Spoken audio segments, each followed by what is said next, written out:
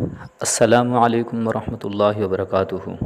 اچھی بات ہے چینل کی طرف سے آج میں اپنے دوستوں کے لیے ایک اور نئی ویڈیو لے کر حاضر ہوا ہوں۔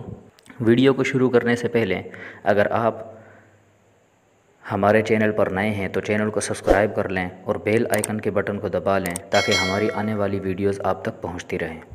آج کی ویڈیو بہت انٹرسٹڈ اور بہت ہی کمال کی ویڈیو ہے۔ آپ کی نالج بہت ہی زیادہ بڑھنے والی ہے آج کی ویڈیو سے۔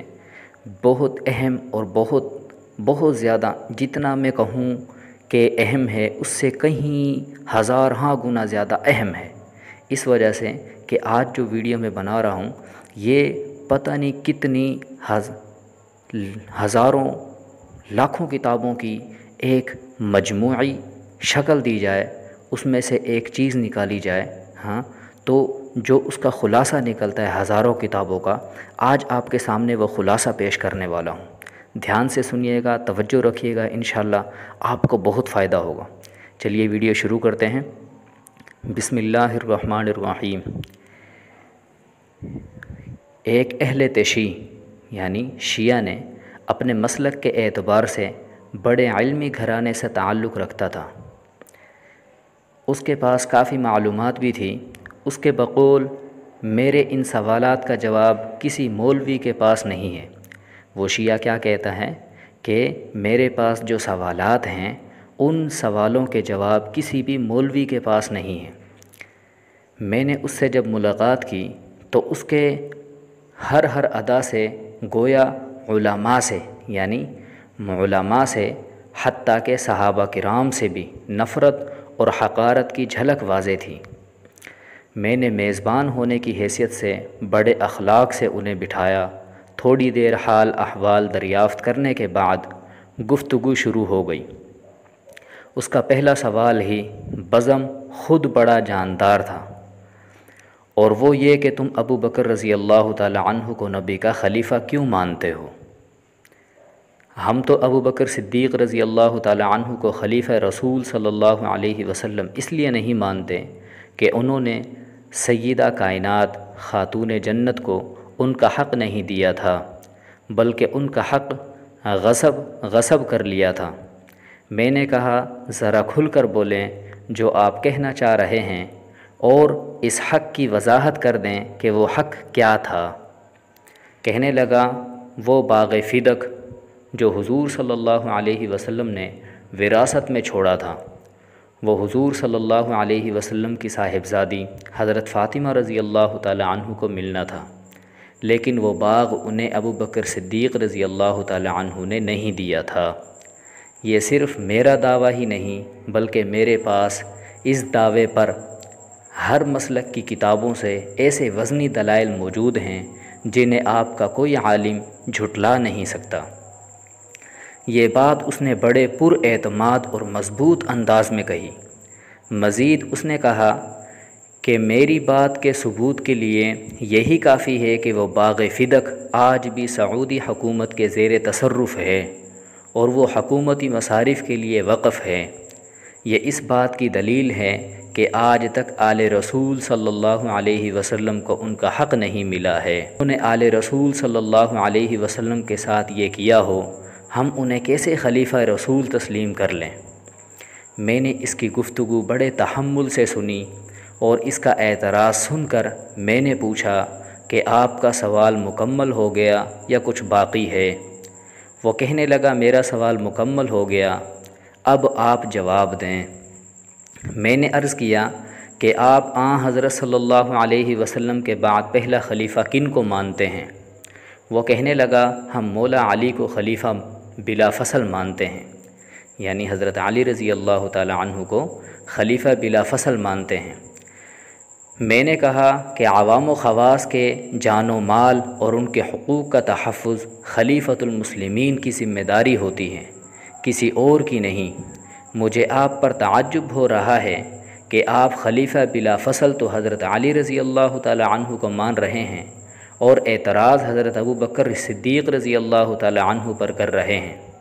یا تو حضرت ابو بکر صدیق رضی اللہ تعالی عنہ کو پہلا خلیفہ مانو، پھر آپ کا ان پر اعتراض کرنے کا کسی حد تک جواز بھی بنتا ہے۔ ورنہ جن کو آپ پہلا خلیفہ مانتے ہو یہ اعتراض بھی انہی پر کر سکتے ہو کہ آپ کی خلافت کے زمانے میں خاتون جنت کا حق کیوں مارا گیا۔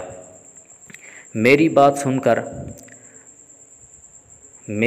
سن کر اسے حیرت کا ایک جھٹکا سا لگا، مگر ساتھ ہی اس نے خود کو سنبھالتے ہوئے کہا کہ بات دراصل یہ ہے کہ ہمارے ہاں مولا علی علیہ الصلاۃ والسلام کی خلافت ظاہری آپ کے خلفائے ثلاثہ کے بعد ہوتی ہے۔ اس سے پہلے تو ہم ان کی خلافت کو غصب مانتے ہیں، یعنی آپ کے خلفائے ثلاثہ نے مولا علی کی خلافت کو ظاہری طور پر غصب کیا ہوا تھا، اس لیے مولا علی تو اس وقت مجبور تھے، وہ یہ حق کیسے دے سکتے تھے۔ اس کی یہ تعویل سن کر میں نے کہا، عزیزم، میرے تعجب میں آپ نے مزید اضافہ کر دیا ہے۔ ایک طرف تو آپ کا یہ عقیدہ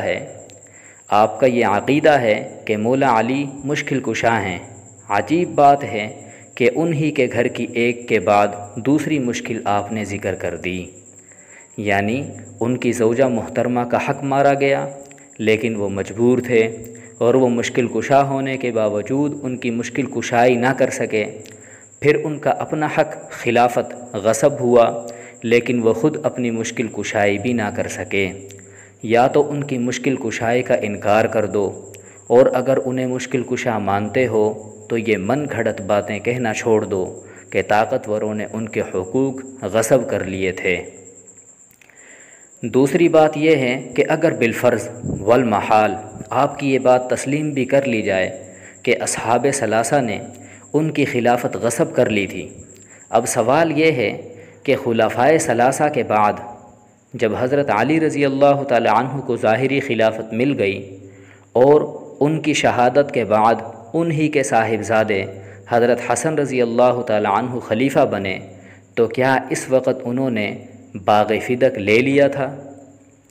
جب آپ کے بقول و خلفائے ثلاثہ کے زمانے میں غصب کیا گیا تھا، اب تو انہی کی حکومت تھی جن کا حق غصب کیا گیا، لیکن انہوں نے اپنی حکومت ہونے کے باوجود اس حق کو کیوں چھوڑ دیا تھا؟ آج بھی آپ کے بقول وسودی حکومت کے کنٹرول میں ہے، تو بھائی وہ باغ جن کا حق تھا جب انہوں نے چھوڑ دیا ہے تو آپ بھی اب مہربانی کر کے ان قصوں کو چھوڑ دیں۔ اور اگر آپ کا اعتراض حضرت ابوبکر صدیق رضی اللہ تعالی عنہ پر ہے کہ ان کی ظاہری خلافت میں آل رسول صلی اللہ علیہ وسلم کو باغ فدق کیوں نہیں ملا، تو یہی اعتراض آپ کا حضرت علی رضی اللہ تعالی عنہ پر بھی ہوگا کہ ان کی ظاہری خلافت میں آل رسول صلی اللہ علیہ وسلم کو باغ فدق کیوں نہیں ملا۔ میری بات سن کر وہ کچھ سوچنے لگا، مگر میں نے اسی لمحے اس پر ایک اور سوال کر دیا کہ آپ یہ بتائیں کہ وراثت صرف اولاد کو ہی ملتی ہے یا بیویوں اور دوسرے ورثاء کو بھی ملتی ہے؟ کہنے لگا بیویوں اور دوسرے ورثاء کو بھی ملتی ہے۔ میں نے کہا پھر آپ کا اعتراض صرف حضرت فاطمہ رضی اللہ تعالی عنہ کے بارے میں کیوں ہے؟ حضور صلی اللہ علیہ وسلم کی ازواج مطہرات کے بارے میں آپ نے کیوں نہیں کہا کہ انہیں بھی وراثت سے محروم رکھا گیا ہے؟ اور آپ جانتے ہیں کہ ازواج مطہرات میں حضرت ابوبکر صدیق رضی اللہ تعالی عنہ کی صاحبزادی حضرت عائشہ رضی اللہ تعالی عنہ اور حضرت عمر رضی اللہ تعالی عنہ کی صاحبزادی حضرت حفصہ رضی اللہ تعالی عنہ بھی ہیں۔ آپ نے خلفائے رسول پر یہ الزام دھرنے سے پہلے کبھی نہیں سوچا کہ اگر انہوں نے نبی صلی اللہ علیہ وسلم کی صاحبزادی کو حضور صلی اللہ علیہ وسلم کی وراثت نہیں دی تو اپنی صاحبزادیوں کو بھی تو اس سے محروم رکھا ہے۔ میری گفتگو سن کر اب وہ مکمل خاموش تھا، ساتھ ہی وہ گہری سوچ میں ڈوبا ہوا بھی معلوم ہوا۔ میں نے اسے پھر متوجہ کرتے ہوئے کہا کہ عزیزم، کب تک ان پاک ہستیوں کے بارے میں بدگمانی پیدا کرنے والی بے سروپا جھوٹی باتوں کی وجہ سے حقائق سے آنکھیں بند کر کے رکھو گے؟ اب میں تمہیں وہ حقیقت ہی بتا دوں جس کی وجہ سے حضور اقدس صلی اللہ علیہ وسلم کی وراثت آپ صلی اللہ علیہ وسلم کے کسی وارث کو نہیں دی گئی۔ وہ خود جناب رسالت مآب صلی اللہ علیہ وسلم کا فرمان ہے، وَنَحْنُ مَعْشَرَ الْأَنْبِيَاءِ لَا نَرِثُ وَلَا نُورِثُ مَا تَرَكْنَا صَدَقَةً، یعنی ہم انبیاء دنیا کی وراثت میں نہ کسی کے وارث بنتے ہیں اور نہ کوئی ہمارا وارث بنتا ہے۔ ہم جو مال اور جائیداد چھوڑتے ہیں وہ امت پر صدقہ ہوتا ہے۔ میں نے اسے کہا عزیزم، یہ وہ مجبوری تھی جس کی وجہ سے حضرت ابوبکر صدیق رضی اللہ تعالی عنہ سے لے کر حضرت علی رضی اللہ تعالی عنہ اور حضرت حسن رضی اللہ تعالی عنہ تک کسی بھی خلیفہ نے باغ فدق آل رسول صلی اللہ علیہ وسلم کا حق نہیں سمجھا، جسے لے کر آج آپ ان کے درمیان نفرتیں ڈالنے کی کوشش کر رہے ہیں۔